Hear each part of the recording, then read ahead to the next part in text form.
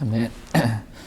지난 시간에 사도 바울은 마케도니아의 교회들에 베푸신 하나님의 은혜에 대해서 이 고린도 교회 성도들에게 알려줬습니다. 마케도니아 교회에 하나님께서 얼마나 풍성한 은혜를 베풀어 주셨는지 고린도 교회 너희도 좀 알았으면 좋겠다라고 하나님의 은혜에 대해서 지금 다른 지역교회에 있었던 하나님의 은혜를 고린도 교회 지역교회에 알려주고 있습니다. 그러니까 하나님의 은혜가 마케도니아에 있는 교회에 임했더니 첫 번째 어떻게 됐냐면 고난의 큰 시련 속에서도 넘치는 기쁨으로 주님을 섬길 수 있었다는 것입니다. 마케도니아 교회에 하나님의 은혜가 임했더니 고난의 큰 시련 속에서도 넘치는 기쁨으로 주님을 섬긴 것입니다. 두 번째는 극심한 가난 속에서도 풍성하고 너그러운 선물, 즉 헌금을 하나님께 드릴 수 있었다라는 것입니다. 마케도니아의 교회들에게 하나님의 은혜가 임한 것 같이 고린도 교회 바로 너희에게도 같은 은혜, 이 같은 하나님의 은혜가 너희에게 임하게 되기를 원한다라는 것입니다. 그래서 너희가 1년 전부터 시작했던 1년 전부터 고린도 교회가 뭘 시작했냐면 예루살렘 교회의 가난한 성도들을 위해서 헌금을 드리는 일을 했습니다. 그래서 예루살렘에 있는 가난한 교회 성도들한테 헌금을 드려서 구제헌금을 한 것이죠. 그래서 그 일을 이제 완수하라는 것입니다.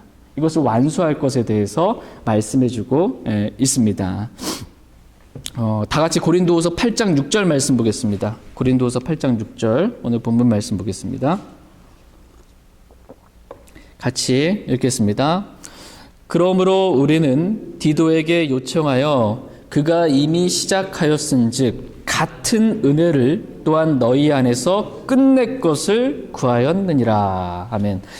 사도 바울은 디도에게 요청을 했습니다. 그러니까 무엇을 요청했냐 하면 고린도 교회 성도들이 예루살렘에 있는 가난한 교회의 성도들을 돕기 위해서 헌금을 냈는데 이제는 좀 그 일을 끝마치라고 그렇게 하라고 요청을 했습니다. 그 요청에 따라 디도는 고린도에 갔을 때 이미 그 일을 시작을 했습니다. 오늘 말씀의 첫 번째 주제는 완수하라입니다. 시작했으면 그 일을 완수하라 라는 것입니다.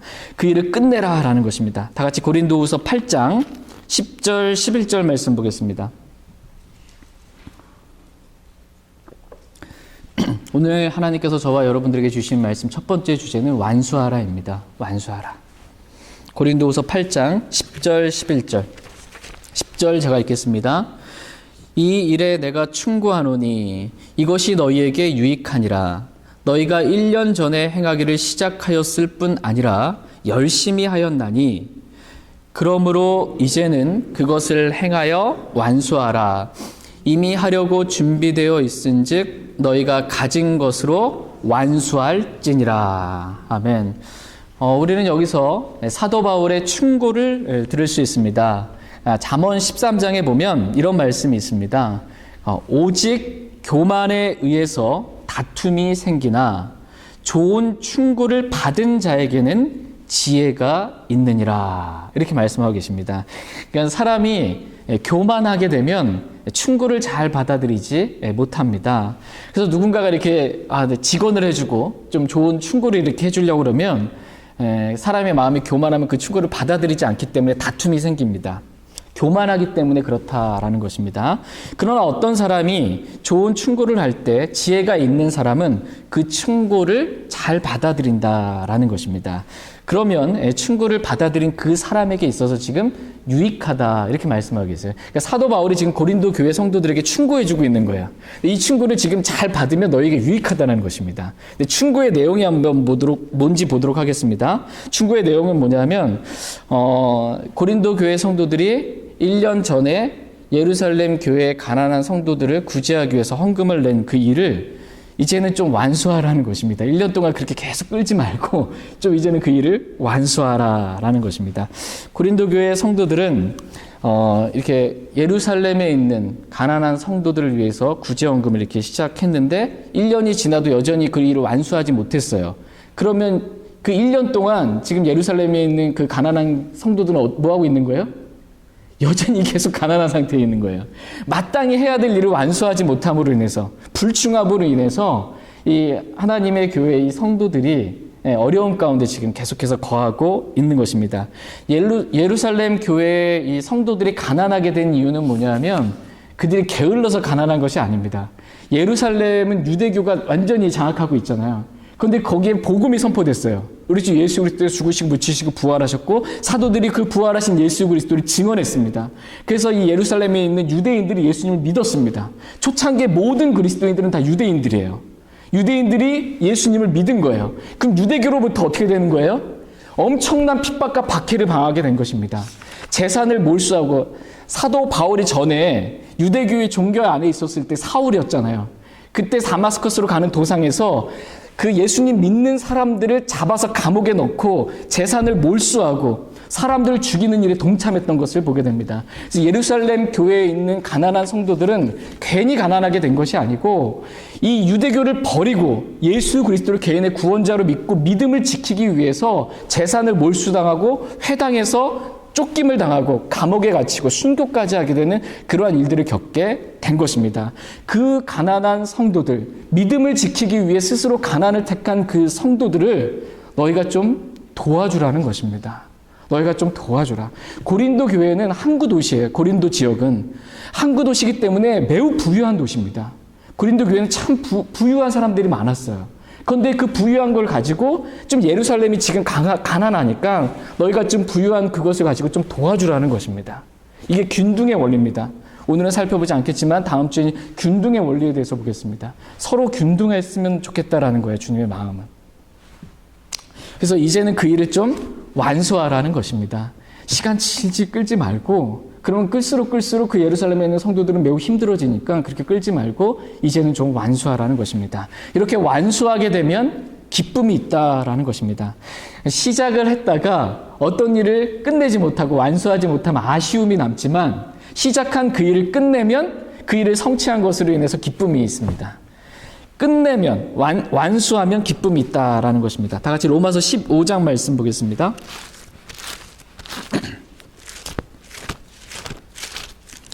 로마서 15장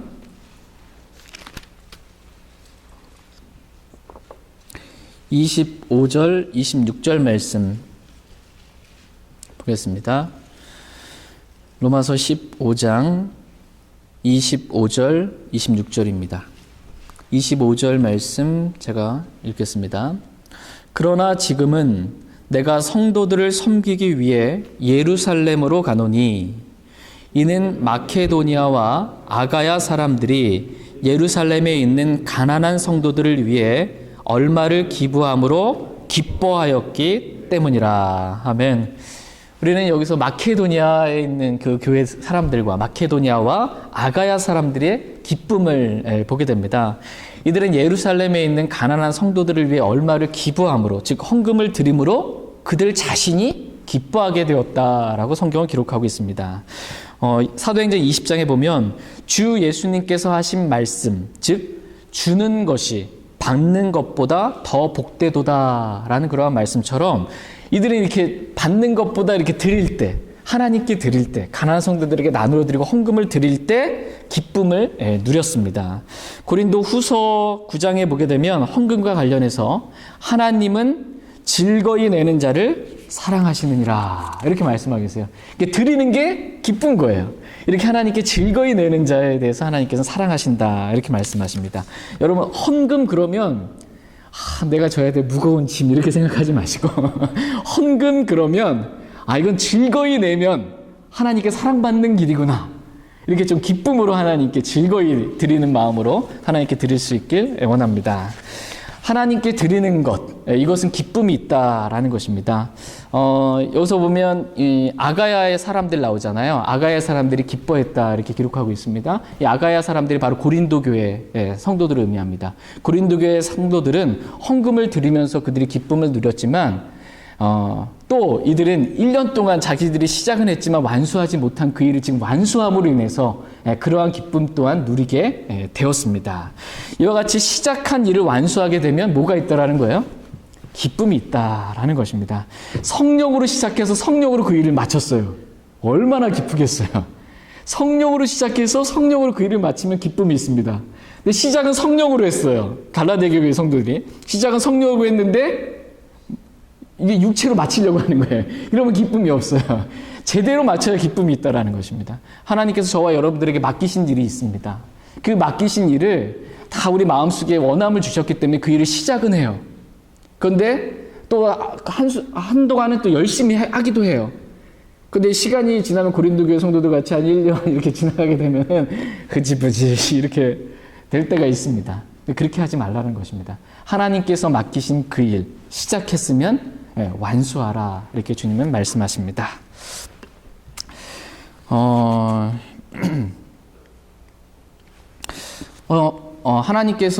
하나님께서는 일하시는 방식이 뭐냐면 하나님은 불가능한 분이 없으시고 전능하신 분이십니다. 그래서 홀로 위대한 일을 다 행하실 수 있는 분이세요. 근데 하나님께서는 사람을 사용하십니다. 불완전한 사람을 사용하셔서 완전한 그 일을 이루시는 분이세요. 그래서 하나님께서 사람들에게, 특별히 자신의 사람들, 구원받은 사람들에게 하나님의 일들을 맡기십니다. 안 맡긴 사람이 없어요. 구원받았다 하나님께서 다 은사를 주셨고 교회 안에 섬길 수 있던 어떠한 일들을 맡기셨습니다. 근데 그 일을 어떤 사람은 시작해서 끝까지 잘 완수하는 사람이 있고, 어떤 사람은 시작은 좀 했지만 한 주, 두 주, 한 달, 두 달 이렇게 지금 흐지부지 완수 못하고 뒤로 물러가는 경우가 있다라는 것입니다. 이렇게 뒤로 물러서면 하나님은 기뻐하시지 아니하신다 이렇게 성경은 말씀하고 계십니다. 그러므로 완수하라는 것입니다. 주님께서 맡기신 일을 완수하면 하나님께 기쁨이 있고 또 우리 모두에게 기쁨이 있다 이렇게 말씀하십니다. 우리 안에 계신 그 하나님, 우리 안에 계신 주님이 어떤 분이신가라고 했을 때 성경은 특별히 요한계시록 1장에서는 이제 우리 주님에 대해서 뭐라고 기록해 주고 있냐면, 나는 알파와 오메가요 시작과 끝마침이다 이렇게 말씀하고 계세요. 이 말씀의 의미는 뭐냐면 주님이 시작과 끝이라는 거예요. 주님을 시작하면 반드시 끝을 보시는 분이시라는 거예요. 그분이 지금 어디 계세요? 저와 여러분의 마음 안에 계세요. 그러니까 우리도 반드시 주님이 함께하는 사람이라면 주님께서 맡기신 그 일에 끝마치는 완수한 그러한 열매가 있어야 된다 이렇게 말씀하십니다. 빌립보서 1장 4절에 보면 너희 안에서 선한 일을 시작하신 분께서 예수 그리스도의 날까지 그 일을 이루실 것 바로 이것을 나는 확신하노라 이렇게 말씀하고 계세요. 그러니까 주님은 선한 일을 시작하시고 그 일을 반드시 이루시는 그러한 분이십니다. 이와 같이 저희 안에 계신 주님은 하나님께서 맡기신 일을 그냥 끝마치시는 분이십니다. 저와 여러분 역시 주님께서 우리에게 맡기신 일을 끝마치고 완수하라. 주님 오실 때까지 완수하라 이렇게 말씀하고 계십니다. 그렇다면 저와 여러분들이 완수해야 될 일은 뭘까요? 주님께서 저와 여러분들에게 맡기셔서 완수하라고 하신 일, 그게 뭘까요? 오늘 한 가지만 이렇게 살펴보겠습니다.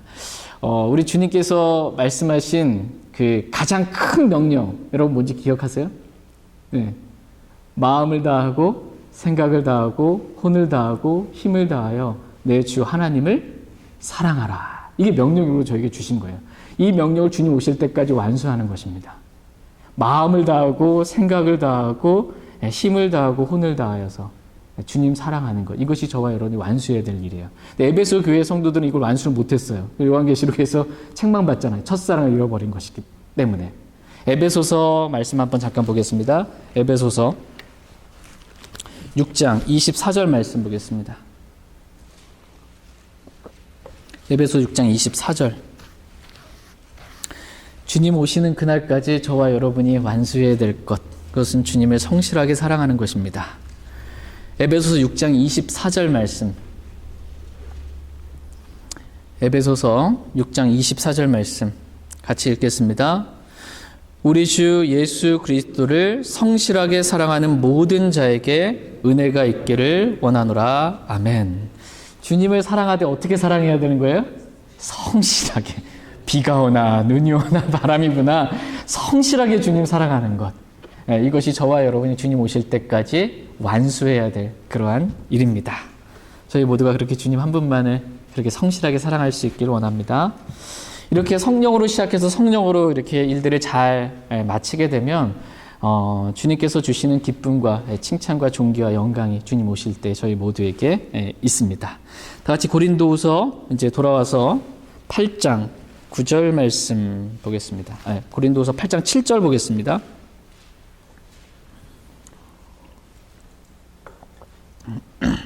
고린도후서 8장 7절 같이 읽겠습니다. 그러므로 너희가 모든 일, 곧 믿음과 말과 지식과 모든 열심과 우리를 사랑하는 일에 풍성한 것 같이 이 은혜에도 풍성할지니라. 아멘. 오늘 말씀의 두 번째 주제는 풍성입니다. 풍성하라라는 것입니다. 하나님의 은혜에 있어서 저와 여러분이 풍성하고 믿음에 있어서 풍성하고 열매 맺는 일에 있어서 풍성하게 되기를 주님은 원하십니다. 마땅히 저와 여러분이 풍성하게 이렇게 가지고 있어야 될 것들이 있다라는 것입니다. 우리가 풍성해야 될 것들이 있습니다. 그렇다면 우리가 풍성해야 될 게 뭔지 한번 보겠습니다. 다 같이 베드로후서 1장 말씀 보겠습니다. 베드로후서 1장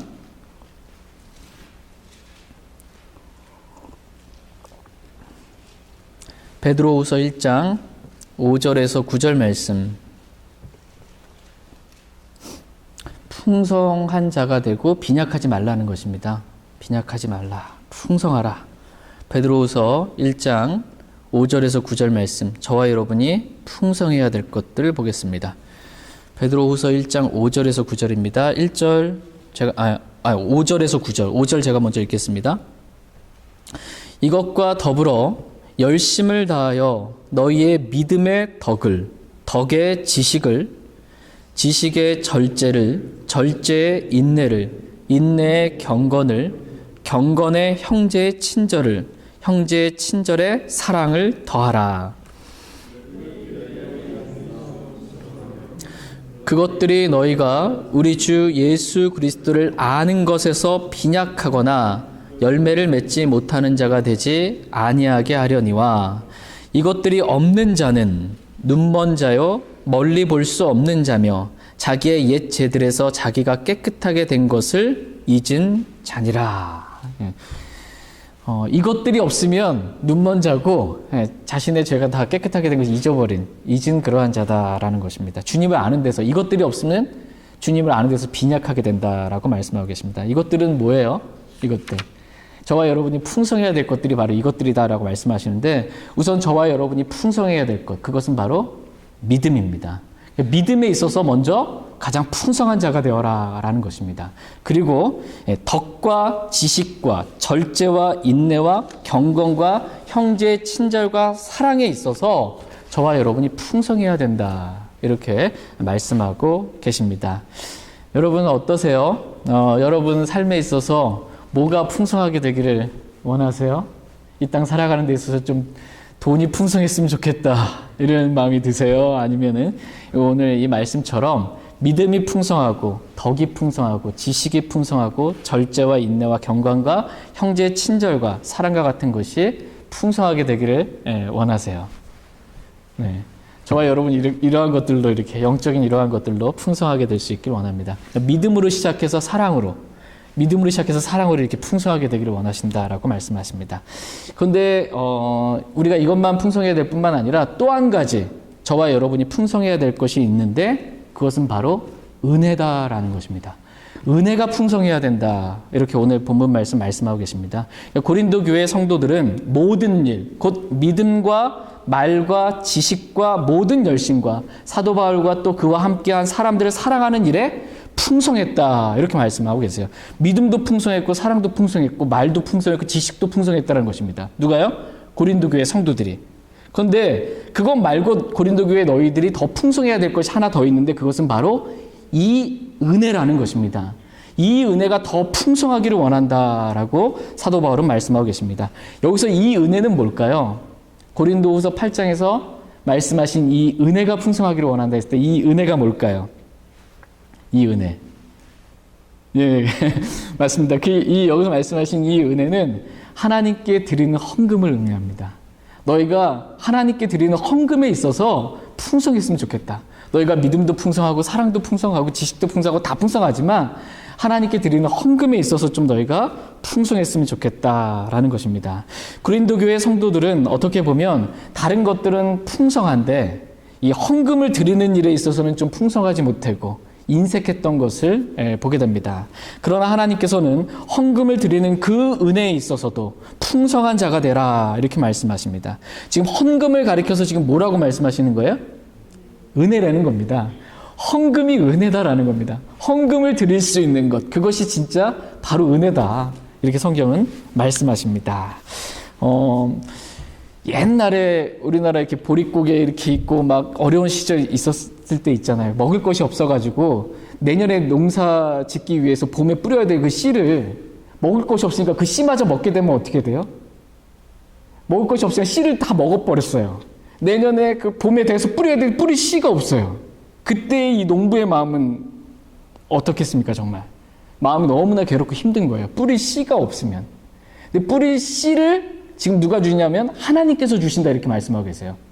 하나님께서 뿌릴 씨를 주시는 분이시다 이렇게 말씀하고 계십니다.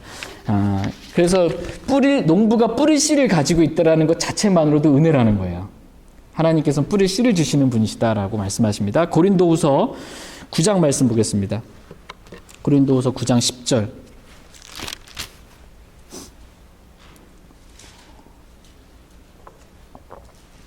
고린도후서 9장 10절 말씀 보겠습니다. 고린도후서 9장 10절. 예. 같이 읽겠습니다. 씨 뿌리는 자에게 씨를 제공하시는 분께서 이제 너희 양식으로 빵도 제공하시고 너희가 뿌린 씨도 번성하게 하시며 너희의 의의 열매도 늘어나게 하시리니. 아멘. 이 말씀을 보니까 씨 뿌리는 자에게 씨를 제공하시는 분은 누구라는 거예요? 하나님이시라는 겁니다. 씨 뿌리는 자에게 씨를 제공하시는 분은 하나님이십니다. 그 하나님께서 너희 양식으로 빵도 제공하시고 너희가 뿌린 그 씨도 번성하게 하시며 너희의 의의 열매도 늘어나게 하신다. 이렇게 말씀하고 계세요. 하나님이 다 해주시는 거예요, 지금. 씨도 주시고 뿌린 씨도 주시고 그 씨도 번성하게 하시고 우리가 먹을 빵도 주님께서 제공해 주시고 우리의 열매도 늘어나게 하신다. 다 하나님이 해주신다라는 것입니다. 그러니까 우리는 하나님께서 다 해주시니까 우리가 해야 될 일은 뭐냐면 씨를 잘만 뿌리면 된다는 것입니다.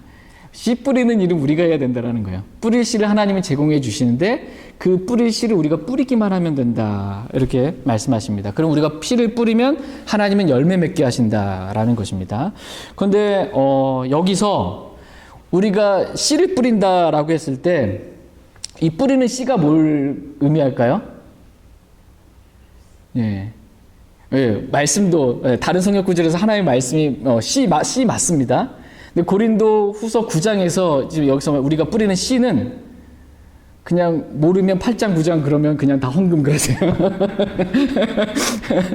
우리가 씨를 뿌리는데 씨를 제공한다라고 했을 때 이 씨가 바로 하나님께 드리는 헌금을 의미합니다. 하나님께 씨를 뿌리는 것, 이게 헌금입니다. 헌금. 헌금을 제공해 주시는 분이 바로 하나님이시다라는 것입니다. 그러므로 우리가 헌금을 드릴 수 있는 것도 은혜라는 거예요. 헌금을 드릴 수 있는 것도 하나님 주셨으니까 드리는 겁니다. 헌금을 드릴 수 있는 것도 은혜라는 것입니다. 이 은혜에 있어서 풍성하라 이렇게 말씀하고 계십니다. 그러면 고린도서 9장 6절 말씀 같이 한번 볼게요. 고린도서 9장 6절 같이 읽겠습니다. 다만 내가 말하려는 바는 이것이니 곧 인색하게 뿌리는 자는 또한 인색하게 거둘 것이요 풍성하게 뿌리는 자는 또한 풍성하게 거두리라는 것이라. 제가 잘못 말씀드렸네. 고린도후서 9장 6절 말씀. 그러니까 이 말씀을 해서 인색하게 뿌리는 자, 풍성하게 뿌리는 자 이렇게 나오고 씨 뿌린 자에게 씨를 제공하시는 분은 하나님이시다. 이러면서 그게 헌금이다라고 이렇게 말씀해 주고 계세요. 여기서 지난 시간에도 말씀을 드렸지만 인색하다, 풍성하다는 헌금의 많고 적음이 아니라고 말씀을 드렸습니다. 많고 적음이 아니고 많이 드려야 이렇게 하나님이 뭐 복 주시고 뭐 이런 게 아니고 이걸 잘못 이제 그 양의 탈을 쓴 이리와도 같은 그런 목사들이 잘못 이렇게 해서 헌금을 갈취하려고 하는데 그 말씀이 아니고 많이 드려야 된다는 게 아니고 지난 시간에 말씀드렸잖아요. 이 렙돈을 가진 과부가 부자보다 그들보다 더 많이 넣었다라고 주님 말씀해 주셨던 것처럼 내 헌금을 드리는 사람의 마음의 자세가 인색하게 내가 지금 드리는 건가 아니면 내가 풍성하게 드리는 건가. 과부의 입장에서는 2렙돈, 2렙돈이 풍성하게 드린 거기 때문에 가장 많이 넣은 것이다 라는 것입니다. 풍성하게 심으면 뿌리면 씨를 뿌리면 하나님께 풍성하게 거두게 하신다라는 것입니다. 그러니까 우리가 이 땅에서 해야 될 일은 뭐냐면 이 땅에서는 씨를 뿌리는 일을 우리가 하는 것입니다. 이 땅에서는 씨를 뿌리고 거두는 건 그럼 어디서 거둬요? 이 땅에서 거두면 좋겠지만 이 땅에서는 씨를 뿌리고 육신에게 심는 자는 육신으로부터 썩을 것을 거두고 성령에게 심는 성령으로부터 영원한 생명을 거둔다는 말씀처럼 이 땅에서는 씨를 뿌리고 거두는 건 어디서 거두냐면 하늘에서 거두는 것입니다. 이 땅에서 저와 여러분이 해야 될 건 씨를 뿌리는 일이고요. 거두는 것, 열매를 거두는 건 하늘에서 거두는 것입니다. 이 세상 사람들은 이 땅에서, 이 세상에서 씨를 뿌리고 빨리 이 세상에서 걷기를 원합니다. 그러나 그리스도인들은 그와 같지 않다라는 것입니다. 그리스도인들은 이 땅에서는 씨를 뿌리고 거두는 것은 하늘에서 주님께서 주신 보상으로 거두려는 그러한 마음을 가지고 있는 사람들이 바로 그리스도인들입니다. 만약 우리가 이 땅에서 씨를 뿌리고 이 땅에서 거두어 드리는 열매가 있다면 그것은 물질적인 축복, 물질적인 그러한 열매가 아니라 영적인 열매입니다. 하늘에 속한 모든 영적인 복을 이 땅에서 우리가 받아 누리는 것입니다. 그리고 하나님께 감사와 영광이 돌려지게 되는 것입니다. 다 살펴보진 못하겠지만 고린도 후서 이 9장에 기록되어 있는 말씀은 뭐냐면 고린도 교회 성도들이 풍성하게 지금 예루살렘에 있는 가난한 교회 성도들을 위해서 풍성하게 지금 씨를 뿌렸잖아요. 그들이 예루살렘에 있는 이 유대인들이에요. 그리고 고린도 교회는 이방인들이에요. 유대인들은 이방인은 원래 상종도 안 했던 사람들이었어요. 그런데 나를 전혀 알지도 못하는 이방인들이 예루살렘에 있는 가난한 나를 위해서 이방인들이 지금 풍성하게 아낌없이 이렇게 구제원금을 우리 돕기 위해서 이렇게 줬다라는 이것을 받게 되었을 때 그들이 하나님께 감사드렸다라는 거예요. 그들이 고린도 교회 성도들이 그렇게 풍성하게 드린 것으로 인해서 하나님께 감사와 영광을 돌렸고 그들을 위해서 기도했다. 이렇게 고린도서는 기록해주고 있어요. 그러니까 풍성하게 뿌리면 이 땅에서 뿌리면 하나님께 감사와 영광이 돌려진다라는 것입니다. 그래서 어쨌든 이 땅에서는 우리가 뿌리는 거고 거두는 거는 하늘이다. 이거를 좀 많이 기억했으면 좋겠습니다. 이 땅에서 좀 뿌리고 빨리 좀 이 땅에서 거뒀으면 이런 마음이 없고 하늘에서 풍성한 열매를 주님 오셨을 때 다 거둘 수 있길 원합니다. 다 같이 고린도 후서 8장 8절 말씀 보겠습니다.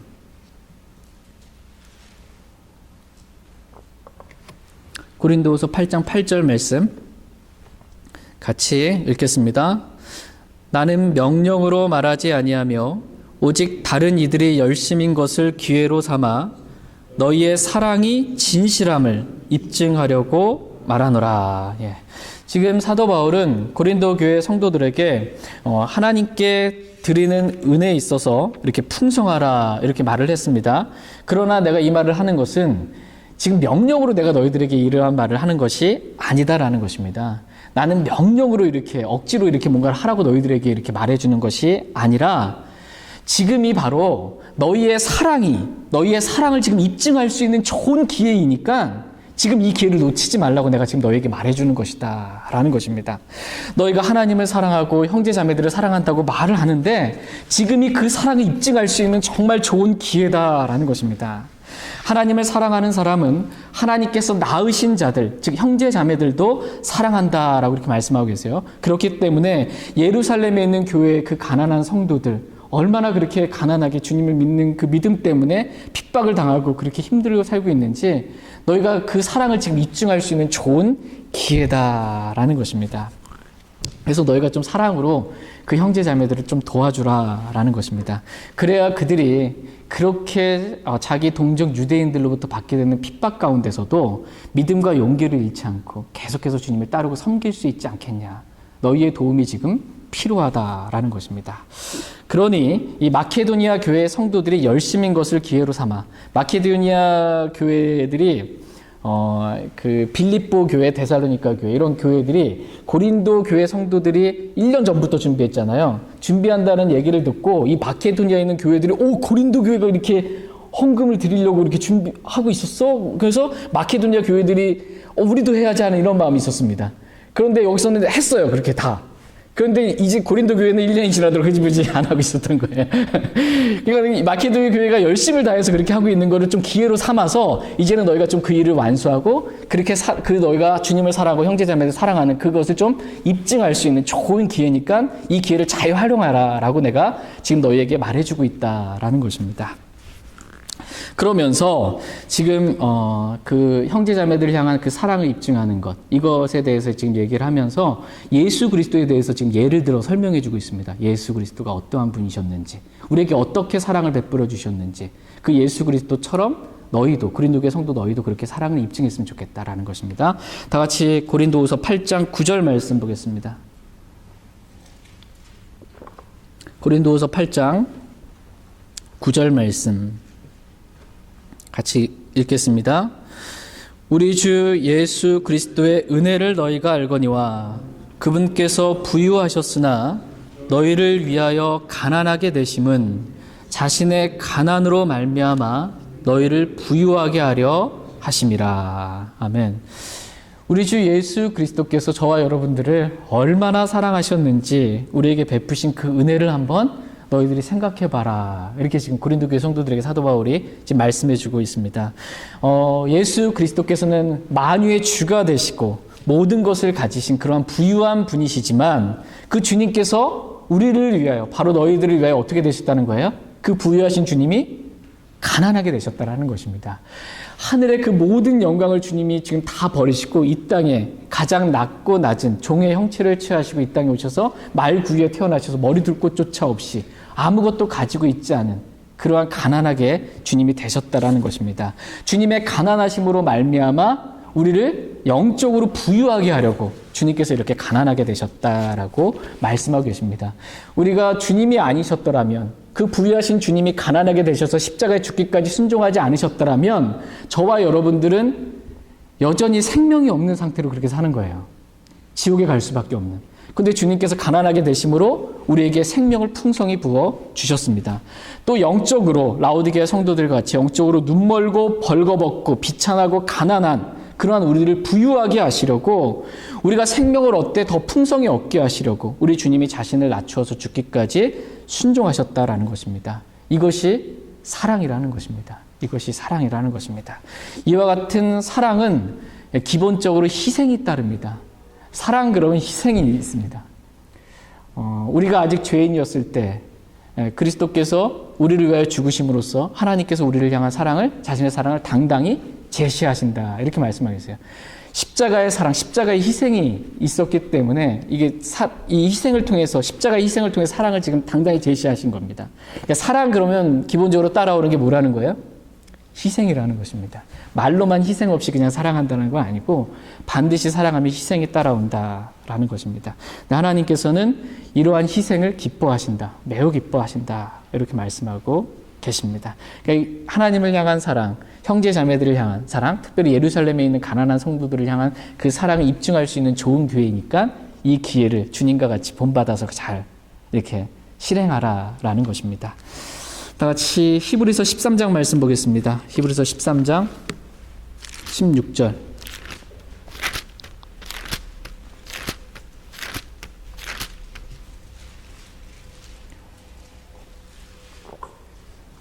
히브리서 13장 16절 말씀 같이, 히브리서 13장 16절입니다. 같이 읽겠습니다. 오직 선을 행하는 것과 나누어 주는 것을 잊지 말라. 하나님께서는 이 같은 희생을 매우 기뻐하시느니라. 아멘. 하나님께서 매우 기뻐하신다. 이렇게 직접 말씀하고 계세요. 뭘 매우 기뻐하신다라는 거예요? 예, 이 같은 희생을 매우 기뻐하시는데, 이 같은 희생이 뭐냐면 선을 행하는 것과 나누어 주는 것. 선을 행하고 나누어 주려면 희생이 필요합니다. 내가 가진 걸 줘야 돼요. 심지어 우리 주님께서는 자신이 부유하신 것을 다 버리시고 가난하게 되셔서 우리를 부유하게 해주신 거예요. 그 원칙에 따르면 심지어 우리가 가난하게 되면서까지 이렇게 성도들을 부유하게 하는 것, 다른 지를 부유하게 하는 것, 이 같은 희생을 기뻐한다라는 것입니다. 이 같은 희생을 주님께서는 매우 기뻐하신다. 이렇게 말씀하고 계십니다. 갈라디아서 6장에 보면 우리는 기회 있는 대로 모든 사람에게 선을 행하되 특히 믿음의 집안에 속한 자들에게 할지니라. 이렇게 말씀하고 계십니다. 그러니까 우리가 모든 사람에게 선을 행하고 나누어 주는 것 이거 맞지만 첫 번째 우선순위로 뽑자면 믿음의 집안 사람들에게 그렇게 동일한 믿음을 갖고 있는 형제 자매들에게 이렇게 선을 행하고 나누어 주는 것. 이 같은 희생을 하나님께서는 잊지 말고 이것을 행할 때 기뻐하신다. 매우 기뻐하신다라는 것입니다. 그런데 우리의 육신이 희생을 기뻐해요? 안 기뻐해요? 희생하라는 말만 들어도 이렇게 별로 듣고 싶지 않은 그러한 말입니다. 사랑이 있어야 희생이 나옵니다. 근데 사람들이 보통 하나님을 사랑하는 것보다 자기를 사랑합니다. 다른 사람을 사랑하기보다 형제 자매들 사랑하기보다 자기를 사랑합니다. 그래서 자기를 사랑하기 때문에 자신을 희생하는 건 싫어해요. 근데 누가 나를 위해서 희생해주면 그건 뭐 왕땡큐예요. 완전히 진짜. 누가 나를 위해서 희생해줬다 이거는 뭐 너무 즐겁고 좋은 일이지만 나를 사랑하기 때문에 나를 희생하는 건 싫어합니다. 그러나 하나님께서는 자기를 부인하라고 말씀하고 계세요. 자기를 부인하고 나를 사랑하지 말고 주님 사랑하고 형제 자매들을 사랑하라. 그러면 희생이 나온다는 것입니다. 저와 여러분 모두가 이렇게 자기를 부인하고 하나님을 사랑하고 형제 자매들을 사랑해서 우리가 나누어 줄 때 하나님께서는 그 같은 희생을 매우 기뻐하신다. 이렇게 말씀하고 계세요. 매우 기뻐하신다. 동그라미 하나님이 100점 만점에 100점을 이렇게 많이 쳐주실지 모르겠습니다. 어쨌든 하나님께서 매우 기뻐하시는 일입니다. 저희 모두가 하나님께서 매우 기뻐하시는 이 나누어지는 희생을 잊지 않고 기쁨으로 자원함으로 행할 수 있길 원합니다. 그렇다고 해서 지금 말씀의 흐름이 이렇게 진행됩니다. 그걸 하나님께서 매우 기뻐하신다고 그렇다고 해서 너희가 빌려서는 하지 말라는 거예요. 꼭 가지고 빌려가지고 대출받아가지고 그렇게는 하지 말라는 것입니다. 너희가 가진 것 안에서 그렇게 하라는 것입니다. 가진 것 안에서. 다 같이 고린도후서 8장 12절 말씀 보겠습니다. 고린도후서 8장 12절.